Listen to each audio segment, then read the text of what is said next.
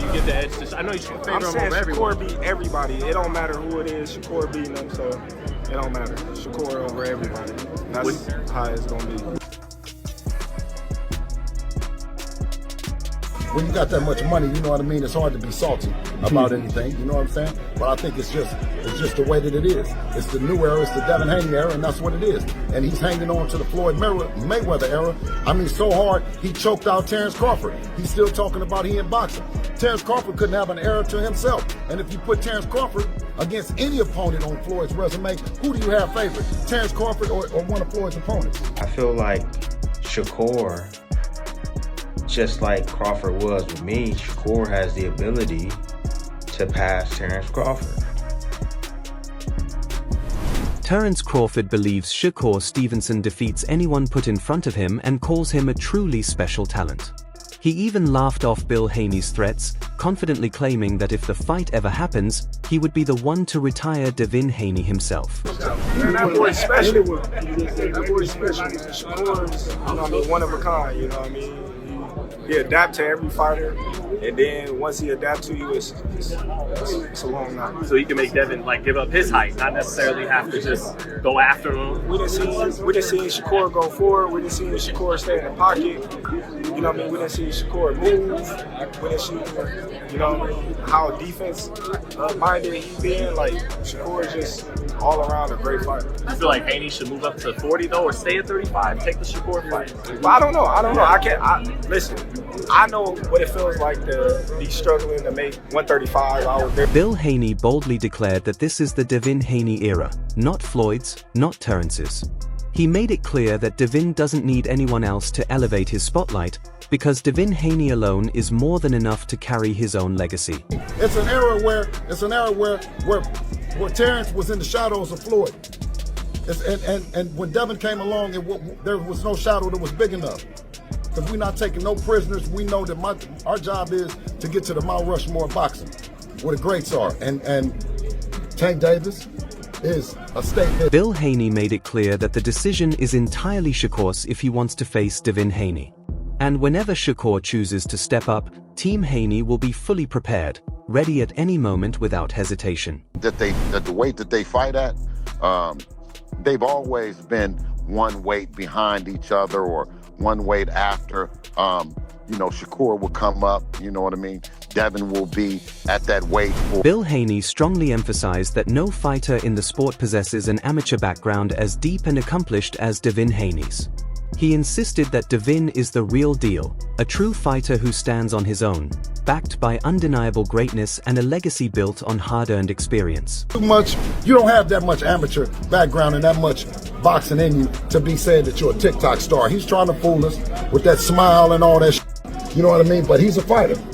He's a fighter posing as a TikTok star to draw attention to his body. Many believe Shakur should stop waiting and take the fight with Devin Haney immediately, testing himself against elite-level competition and proving once and for all where he truly stands among the best.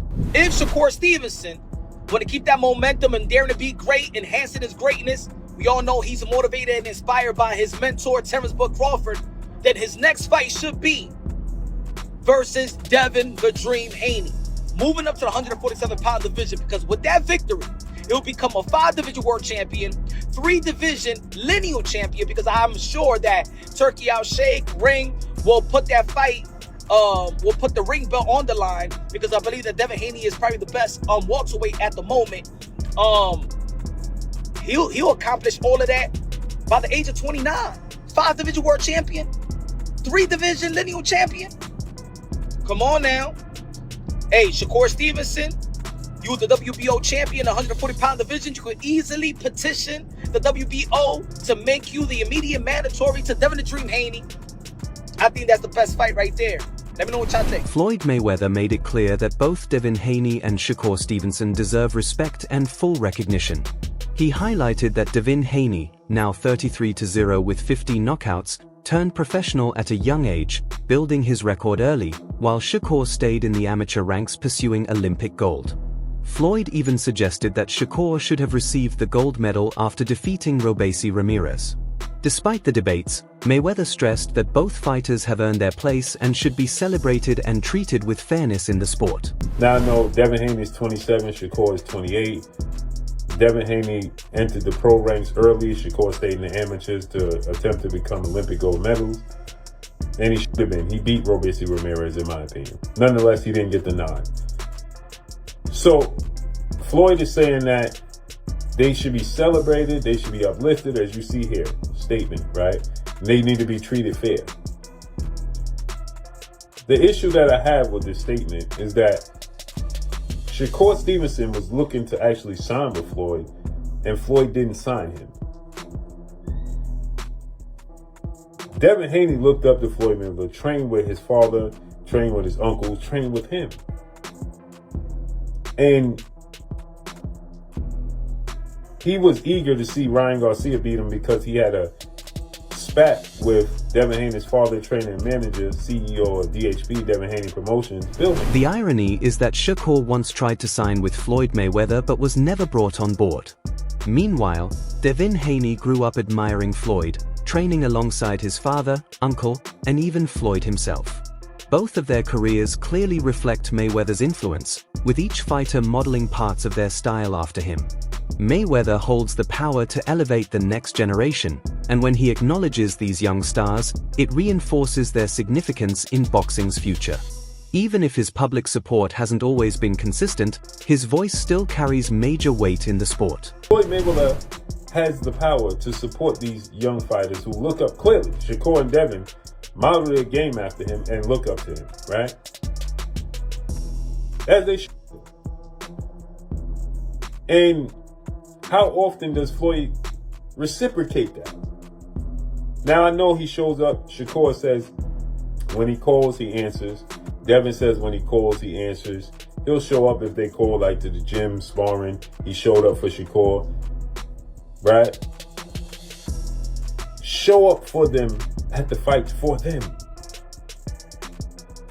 The way, and everybody's different. Don't get me wrong, right? He's enjoying the fruits of his labor.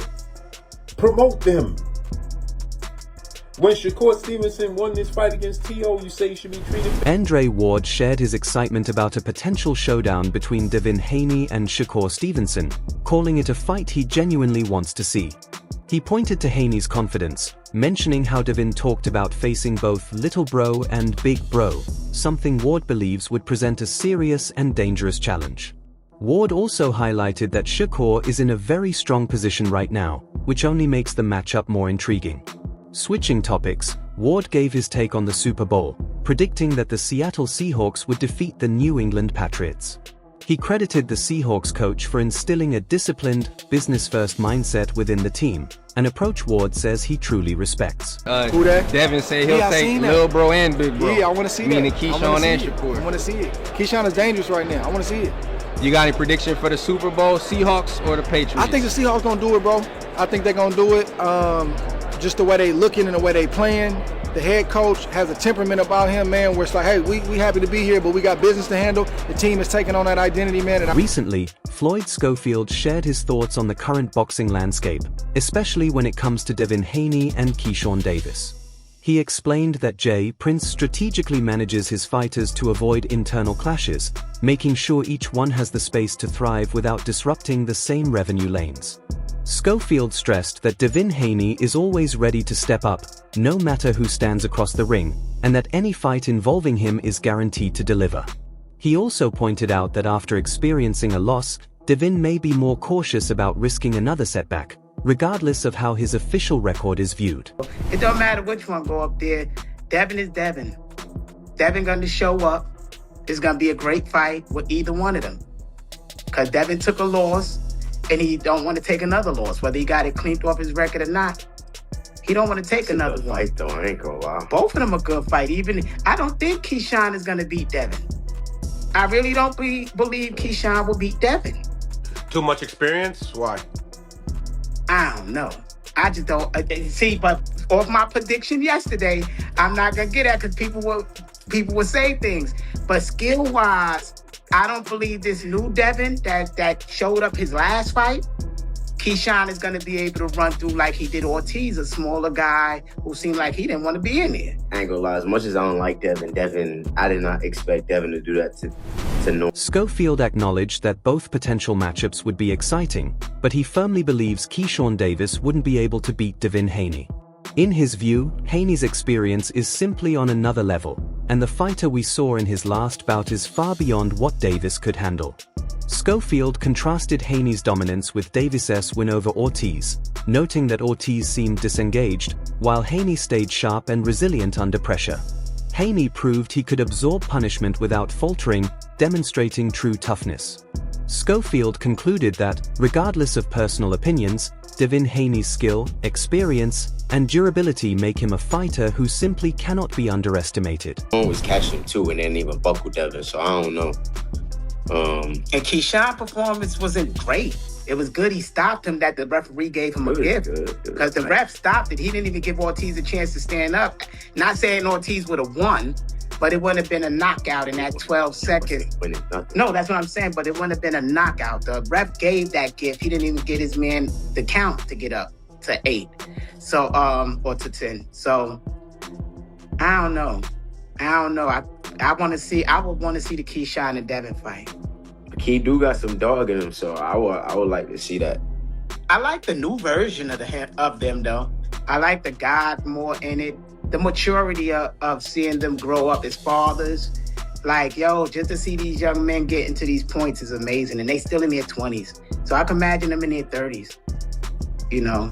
Tim Bradley reflected on the impact Terence Crawford has had on Shakur Stevenson, noting that Crawford once served as a mentor to him in a similar way. He placed Crawford among boxing's all-time greats, describing him as a figure worthy of Mount Rushmore status in the sport. Bradley explained that Shakur has the potential to surpass Crawford, not necessarily by matching his multi-division accomplishments or becoming a 3-time undisputed champion, but by seizing opportunities that Crawford never had. While Crawford's career was sometimes limited by boxing politics, Shakur competes in a different era where such barriers may be less restrictive. With his talent, discipline, and the right opportunities, Bradley believes Shakur can build a legacy that not only reflects his skill but also capitalizes on the advantages of timing, potentially elevating him beyond even Crawford's stature.